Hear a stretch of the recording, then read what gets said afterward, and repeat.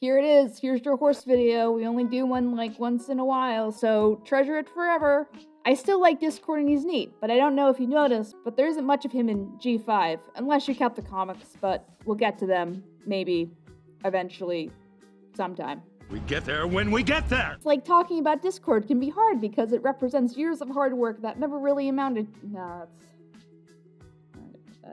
Let's real talk about friendships for a second, honestly. The show is subversive in nature because it shows the complexities of relationships, but life isn't boiled down to 22-minute episodes where everything works out in the end.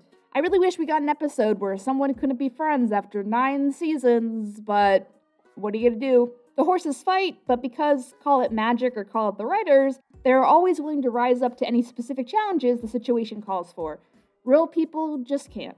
Especially if you're watching this video, a person in the void of the internet, it probably means your friend group might lean to the artistic or shy side of things. A lot of artistic people and people like that like to work alone and are either afraid of confrontation or afraid of speaking honestly because they don't want to isolate their friends. Doing videos post-series gives us clear insight that the writers were just making it up as they went along.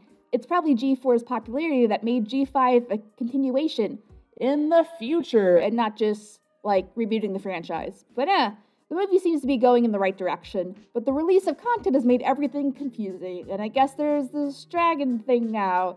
It's too much content too fast as far as I'm concerned. You had one job, Hasbro, one job, plus no Discord. Maybe I should just quit. But let's face it, Discord is kind of an asshole. This flu of mine is highly contagious. This could be pretty embarrassing for you. Gee, thanks, Discord. Anytime. I bet she's gonna take one look at this barn and say, what did I ever do to deserve this? Yes, what did she do to deserve this? No pony was at your desk. Imagine what Twilight would say. Oh, how could you, Starlight? You've broken my trust and failed me completely. Everyone treats me with the utmost respect. Just like in real life. He may be insecure and sad on the inside, but I think sometimes he's overcompensating for his actions so we won't be judged for being vulnerable. Like we probably talked about, years ago. This is solidified in the finale, that he is finally switching roles from antagonist to protector man. It's like a little anti-hero sandwich, I love it. But I wish he just didn't, cause the conflict directly. That being said, it doesn't excuse some of his past behavior.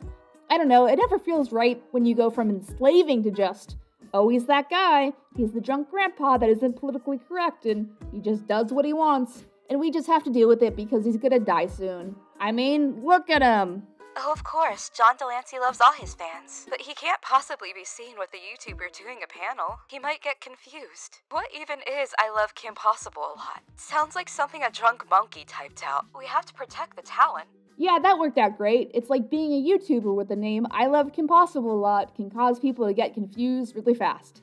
It's great, but that's a story for another time. I still think there should be some kind of fanfic where the Horse Sisters debate freeing Discord. There must have been some reason why they didn't think he was gonna doom everyone, because he kinda did for a little while. And then Discord learns friendship is magic. Why not make me a writer, guys? I have good ideas. Hire me, Disney. But honestly, if ponies were real people, they would not have dealt with the problem like Discord or just have left him on red. Discord only starts becoming more predictable once his true intentions are clear, and he really won't hurt anyone. He just be. Think about Spike. He goes from being scared of Discord to just giving him sass later on. Sorry, buddy. Guess you had to be there. For a formerly friendless immortal despot, you're pretty cynical. Think we've had enough of the aloof master of chaos remedies for a broken heart. But I will need my own office, expense account, parking space. You're new to the world of education, aren't you? I do wish the final didn't have to show him being a butt, again, but writers got it right. Discord. You become a bad guy again? There's a lot more to it than that. Twilight. Wait, I'm not wearing a mask. Okay, there's no more to it. I think I'm just mentally ill.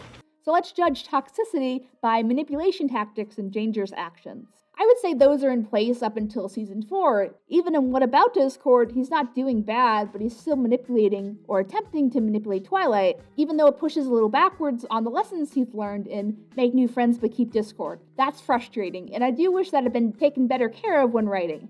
It's hard to root for consistent character growth when the character development isn't consistent. Did Walter Wright ever make sudden morality switches back in his development? See what I mean? I am the chaos. So to answer the question that was just posed in the video, yes, Discord kinda sucks sometimes.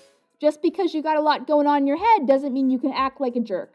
But at the same point, you have to see him as someone that also doesn't know any better as well. Go to therapy, Discord. No, I don't want to have a seat, and here's why. Therapists are manipulative leeches.